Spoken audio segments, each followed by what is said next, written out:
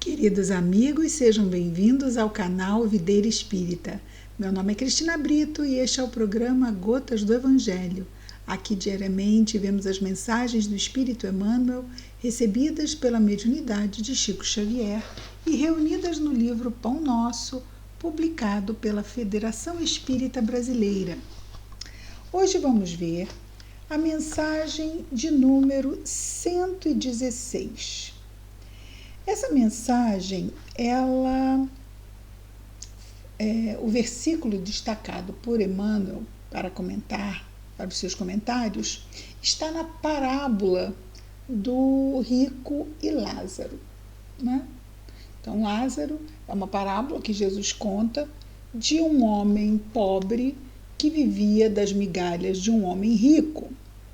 E, ao morrerem ambos, o homem rico, que era muito suvina, ele vai para o inferno e o mendigo, o pobre miserável do Lázaro, vai para o céu, para o lado de Abraão, quer dizer, o patriarca da nação hebreia, né? E ali, do lado de Abraão, ele joga umas gotas d'água para dessedentar o pobre que estava lá, não é? Nas regiões de sofrimento, e que veio lá em cima, Lázaro, ao lado de Abraão. E ali, já vendo as consequências das más escolhas da sua vida, ele roga a Abraão que permitisse que Lázaro fosse avisar aos seus que tinham ficado encarnados sobre as consequências do mau uso do livre-arbítrio, digamos assim, em palavras que se nos simplifiquem aqui. E aí é que entra a fala de Abraão aqui nessa parábola que Jesus conta. Então está na narração de Lucas, no Novo Testamento, no versículo 16, no versículo 29 do capítulo 16. O capítulo é 16, o versículo é o 29. Disse-lhe Abraão: eles têm Moisés e os profetas, que os ouçam. Ele coloca aqui, ouçam-nos. Podemos simplificar, que os ouçam. Eles têm Moisés e os profetas, que os ouçam. Então, não é preciso nada novo, porque já tem muito material para eles se informarem sobre o bom proceder na vida. Assim como também nós, não é? Vejamos que o ponto central a que vai se prender Emmanuel é que nós, muitas vezes, espiritistas, ansiamos em receber mensagens dos espíritos que nos venham atender às necessidades particulares. E muitas vezes, porque não temos as nossas vontades atendidas, nos afastamos da verdade, nos afastamos do Evangelho, nos afastamos da doutrina espírita, porque não somos atendidos em nossos desejos. E ele faz essa correlação da nossa atitude com a atitude da parábola lá do rico e Lázaro. Então vejamos aqui o que Emmanuel nos comenta. Então, lembrando aqui o versículo, disse-lhe Abraão: eles têm Moisés e os profetas, que os ouçam. Emmanuel comenta: a resposta de Abraão ao rico da parábola ainda é ensinamento de todos os dias, no caminho comum. Então, ainda podemos muito bem usar desse ensinamento nos dias de hoje. Inúmeras pessoas se aproximam das fontes de revelação espiritual, entretanto não conseguem a libertação dos laços egoísticos, de modo que vejam e ouçam qual lhes convém aos interesses essenciais. É aquilo que Jesus costumava dizer: quem tem ouvidos de ouvir, que ouça, não é? Então, também as mensagens que nos chegam, as lições do Evangelho, as lições da doutrina espírita, também estão aí para que as ouçamos, e elas são a fonte primeira para as nossas necessidades essenciais. O resto é capricho, que pode até ser atendido ou não, mas isso não tem nenhuma ligação de relevância com o bem que já podemos fazer, porque as fontes primeiras estão lá. Temos o Evangelho e temos a doutrina espírita, que tanto nos faz entender melhor o que Jesus nos traz. E então continua Emmanuel nos dizendo assim: há precisamente um século, não vamos esquecer que esse livro tem 70 anos, não é? Então, ele está aqui se reportando ao lançamento do Livro dos Espíritos, que marca a chegada da revelação da doutrina espírita.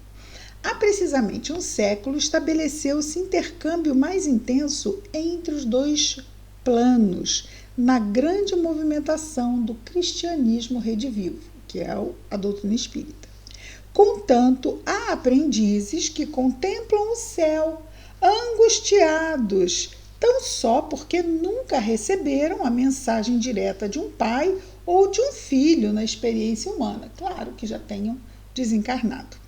Alguns chegam ao disparate de se desviarem da senda, ou seja, do caminho do Evangelho e do Espiritismo, não é?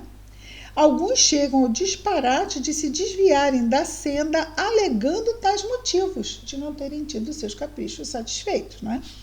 Para esses, o fenômeno e a revelação do Espiritismo evangélico são simples conjuntos de inverdades, porque nada obtiveram de parentes mortos em consecutivos anos de observações. Estou aqui há tantos anos e não recebo uma mensagem, quer saber, isso é tudo balela, fui. Não. Temos muita coisa. Para o nosso essencial, temos o necessário. Isso mostra, quando assim procedemos, a nossa maturidade, não é? E ele diz, o nosso querido Emmanuel, isso, porém, não passa de contrassenso. Quem poderá garantir a perpetuidade dos elos frágeis das ligações terrestres? Então, a gente acha que tem que receber a comunicação de fulano, beltrano, mas às vezes os laços que nos prendem, quando chega do lado de lá, as pessoas estão fazendo outras coisas e não está, vamos dizer assim, também pode ser uma prova para nós, e aí a gente vê, não é? Quer dizer que só vai acreditar se receber a mensagem? Então vamos ver. Não vai receber a mensagem. Tem que aprender a crescer, né? Seria um pensamento até compreensível de um mentor espiritual, né? Porque é um capricho. E o que nós ajudamos, muitas vezes, os nossos queridos imaturos, atendendo-lhe os caprichos? Simplesmente que se tornem cada vez mais caprichosos. Não os estamos ajudando no processo de amadurecimento. Então, não vamos esquecer que nossos amigos espirituais, muito melhores do que nós nessa tarefa, né, de ensinar, também devem se preocupar com isso. Se nós pensamos nisso, eles devem pensar muito mais e melhor.